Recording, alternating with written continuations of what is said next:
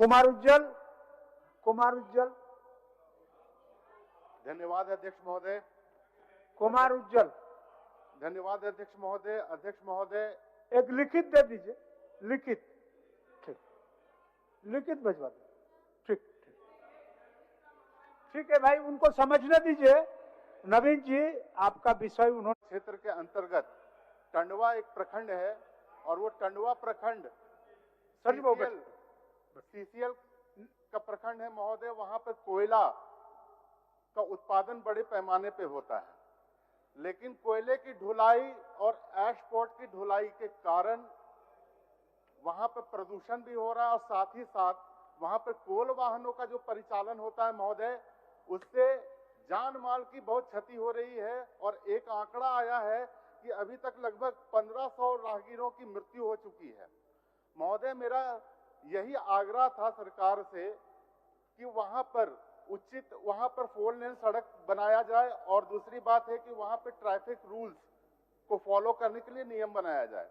और उसमें जो जवाब आया, मैं उसमें संतुष्ट नहीं हूं महोदय। माननीय मंत्री जी। मान्यवर, आपके माध्यम से सम्मानित सदस्य का प्रश्न आया है। यह प्रश्न जिस सड़क से संबंधित है वो सड़क वर्तमान में 2 लेन विद पेव्ड शोल्डर, मतलब लगभग 10 मीटर की सड़क है। मान्यवर,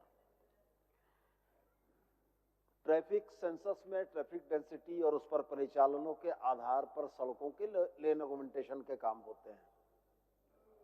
पूर्व में जब सड़क बनी तो वह सड़क 2 लेन विद पेव्ड शोल्डर थी और हमको लगता है सुचारू रूप से चल रहा था। सड़क की गुणवत्ता भी अच्छी है। इसका डिफॉल्ट लाइबिलिटी पीरियड डीएलपी भी 2024 तक था। अब नई परिस्थिति बनी कि खनन कार्यों के चलते उसमें ट्रकों का आना जाना बढ़ा है, जिसके चलते ये तमाम समस्याएं उत्पन्न हुई हैं। तो हम आपके माध्यम से माननीय सदस्य को आश्वस्त करना चाहेंगे कि विभाग इसको पुनः एक बार देखेगा और इसमें जो उचित कार्रवाई होगी वो हम लोग करेंगे। ठीक है उज्जवल जी। महोदय, एक छोटा सा आग्रह इसमें ये मैं जोड़ना चाहता हूं कि जो संबंधित कंपनियां हैं वहां पे उनके पास इतना फंड होता है कि वो अपने लिए 4 लेन सड़क का निर्माण करा सकते हैं या वैकल्पिक मार्ग का निर्माण करा सकते हैं। तो मैं सरकार के माध्यम से मैं यही आग्रह करना चाहता हूं कि वो सीसीएल की कंपनियों को निर्देशित करे कि वो अपने लिए भी वैकल्पिक मार्ग की व्यवस्था करे। दूसरी बात यह है कि वहां पर जो वर्दी ट्रैफिक कंडीशन है, वहां पर जो हाईवास का परिचालन करने वाले जो लोग हैं, जो ड्राइवर हैं, उनके पास लाइसेंस नहीं है। बिना लाइसेंस के वो हाईवा का परिचालन कर रहे हैं।